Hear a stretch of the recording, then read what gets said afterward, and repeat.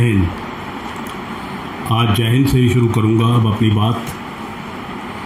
दोस्तों, आज से 60 साल पहले मशहूर शायर, गीतकार और मेरे वालिद के दोस्त साहिर लुधियानवी साहब ने नया दौर, एक बी आर चोपड़ा साहब की फ़िल्म, बहुत खूबसूरत तस्वीर बनी थी, फिल्म बनी थी, उसमें एक गाना लिखा था, ये देश है वीर जवानों का, ये देश है अलबेले मस्तानों का, इस देश का यारों क्या कहना। आज का जो हम पॉडकास्ट कर रहे हैं उस पर मैं इसको साहिर साहब की रूह से माफ़ी चाहूँगा कि मैं उनका गाना थोड़ा ख़राब कर रहा हूँ। मैं आज के संदर्भ से ये गाना कह रहा हूँ, ये दौर है भ्रष्ट नेताओं का, ये देश है भ्रष्ट नेताओं का, ये देश है बाबों का, ये देश है डाकू चोरों का, इस देश का यारों क्या कहना, इस देश का यारों क्या कहना। इस देश को दोस्तों कह लीजिए, अब 15 अगस्त आने वाली है, यौम आज़ादी आने वाली है, तो 78 साल पूरे हो चुके हैं आज़ादी को।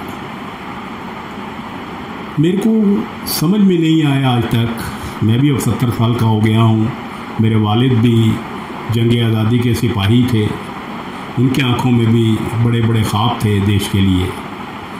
मैं समझ में नहीं आज तक आया कि क्या गलती हो गई भगत सिंह से, क्या गलती हो गई लाला लाजपत राय से, क्या गलती हो गई सुभाष बाबू से, क्या गलती हो गई अशफाक उल्लाह से, क्या गलती हो गई आज़ाद साहब से, क्या गलती हो गई रानी लक्ष्मीबाई से, क्या गलती हो गई लाखों शहीदों से जो वतन के लिए मर गए, तकलीफ़ें सही। वो सब कहाँ चले गए? उनकी दिखाए हुए राह पर क्यों नहीं हमारा देश चल पाया? अब तो खैर क्या क्या चलेगा, खाक चलेगा। जब चलना था तब नहीं चल पाया। अब तो हर एक हिंदुस्तानी के, मैं दावे से कह सकता हूँ 99% हिंदुस्तानी चोर है, भ्रष्ट है, कामचोर है, हरामखोर है।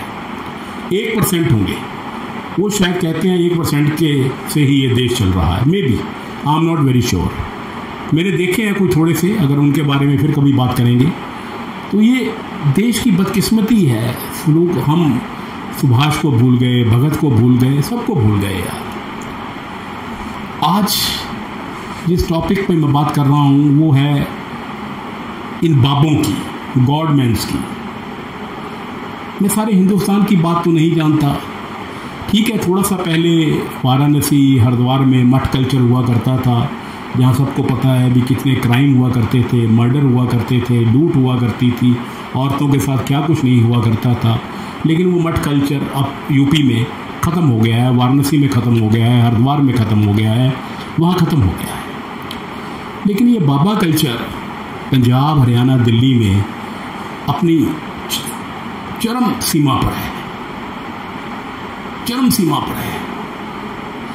पंजाब के हर गांव में, हर गांव ना मान लीजिए, 2-4 गांव छोड़कर में हर एक में आपको बाबा मिलेगा, और बाबा भी नंग मलंग और सड़ा हट्टा कट्टा दारा सिंह वर्गा,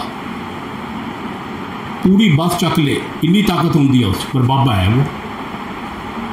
और बाबे को बाबा किसने बनाया? भ्रष्ट नेताओं ने और हमने।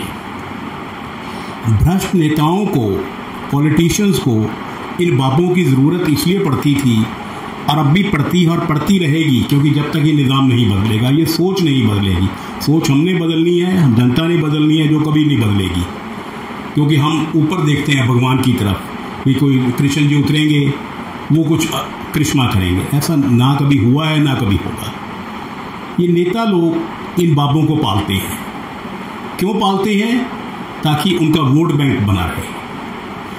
किसी नेता को देश से कोई मतलब नहीं है, सिर्फ उसे वोटों से मतलब है। वो साला टट्टी भी करेगा ना, तो वहाँ बैठा भी वोट से गिनता रहेगा। ये सच कह रहा हूँ मैं। उनको सिर्फ वोट के अलावा और कुछ नज़र नहीं आता। वोट मिलती हरामखोरी से है, और बाबे हैं ये सब हरामखोर पाले हुए हैं। बेड़ा गर्क कर दिया, और उसमें कसूरवार हम भी हैं। कैसी जनता उनके पीछे लगी रहती है। अरे घर में तो जो औरतें जाती हैं, घर में अपने पति को खाना नहीं देती, दूध नहीं देती, माँ बाप को नहीं पूछती, वहाँ वो बाबों को खीर खिलाती हैं, कड़ा प्रसाद खिलाती हैं। क्या बेड़ा गर्क हो रखा है बाबों का। मैं कितने बाबों का नाम लूँ, कितने डेरों का नाम लूँ, मैं गिनते गिनते बोलते बोलते थक जाऊंगा, आप गिनते गिनते थक जाएंगे, लेकिन अंजाम वही होगा कि पंजाब और हरियाणा ख़त्म हो चुका है बाबाओं की वजह से। मैं एक सवाल, भ्रष्ट नेता तो कभी ठीक नहीं होंगे, छोड़ दो इनकी बात करना ही वक्त बर्बाद करना है। हिंदुस्तान में कोई नेता सिंसियर नहीं है, कोई भी, एक भी। मैं सभी को शामिल कर रहा हूँ। सब एक ख्वाब देखते हैं भी कैसे पावर में आना है, पावर में आके लूटना है, और कोई मकसद नहीं है। तो एक दो हैं, उनका भी कभी बाद में जिक्र करेंगे। बाबों को इन नेताओं ने पाला हुआ है। आज हम जिस बाबे की बात कर रहे हैं वो बाबा है, रेपिस्ट है, मर्डरर है। उसको सीबीआई कोर्ट ने सजा दी हुई है उम्र कैद की, रोहतक जेल में है। 250 दिन उसको पैरोल मिल चुकी है यार, 250 दिन पैरोल मिल चुकी है। कोई सोच सकता है? अब तो ये सरकार को बताना चाहिए हरियाणा की, वो कितने दिन अंदर उसको रखते हो। रख के भी क्या फायदा, तो छोड़ ही दो यार। क्यों तमाशा बना रखा है कानून का, जस्टिस का, न्याय का? किस चीज़ का न्याय, किस चीज़ का जस्टिस? अच्छा, अब उसने अपना जन्मदिन मनाना था। वाह वाह, क्या हिंदुस्तान है मेरा। अरे सलाम है मेरे देश को, मेरे देश की न्यायपालिका को, मेरे देश की जुडिशरी को। जन्मदिन मनाने के लिए कन्विक्ट, एक्यूज नहीं, कन्विक्ट छोड़ दिया जाता है 40 दिन के लिए। जा भाई पुत्रा ऐश कर, उसे जाके और कारनामे कर। तो जितने और कन्विक्ट हैं उनका भी जन्मदिन होता है, वो भी किसी माँ बाप के बच्चे हैं, उनको क्यों नहीं छोड़ते आप? ये जो बंदी सिख हैं जिनकी सज़ा भी पूरी हो चुकी है यार, मैं कहता हूँ उन्होंने गुनाह किया था, मान लिया किया था, लेकिन उसकी सज़ा मिल चुकी, सज़ा काट चुके वो अब भी जेलों में बंद हैं।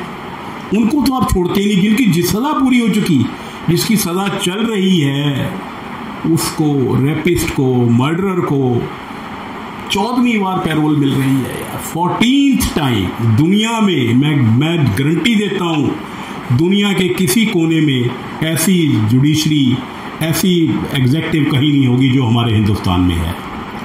इसके लिए judiciary is to be blamed. मैं अभी भी ऑनरेबल हाईकोर्ट कहूँगा।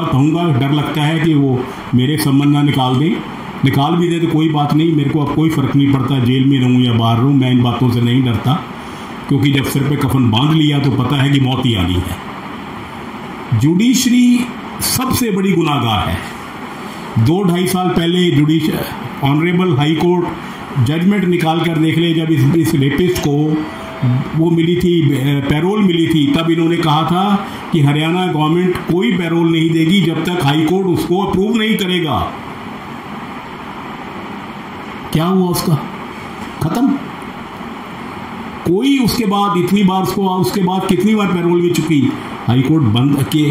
वो कहते हैं ना, जो हमारी न्याय की फिल्मों में दिखाया जाता है, जो हमारी न्याय की देवी है उसकी आंखों पे पट्टी बंदी होती है, तो हमारे जो पंजाब और हरियाणा हाई कोर्ट में 50 से ऊपर जजेस हैं, मैं ऑनरेबल कहूँगा, उन सब के आंखों पर पट्टी बंदी हुई है।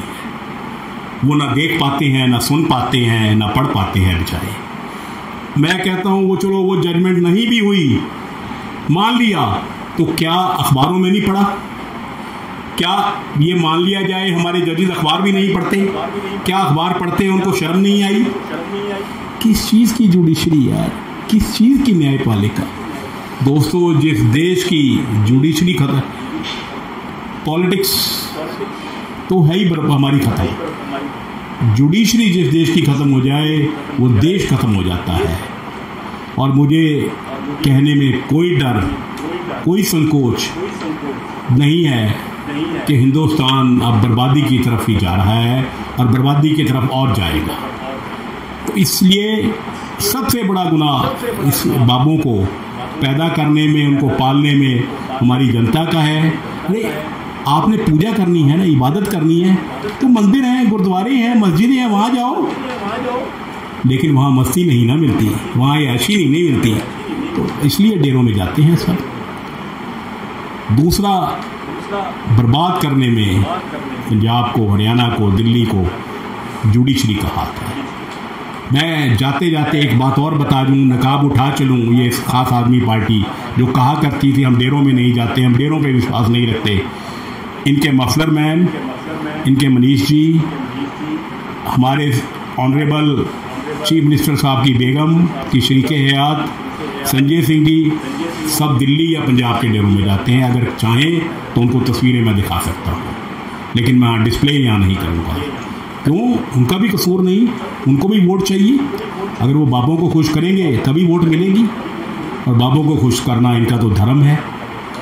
सो इस देश का दोस्तों मुस्तकबिल क्या है, मुस्तकबिल मीन्स फ्यूचर क्या है, आप खुद अंदाज़ा लगा दीजिए, खुद सोचिए। अगर आप जागते हैं तो बच सकता है देश, नहीं तो आज़ादी दिवस मनाते रहिए, झंडे फहराते रहिए, गरीबी और करते रहिए, इन मर्डरों को ऐश करने दीजिए। खुदा हाफिज़।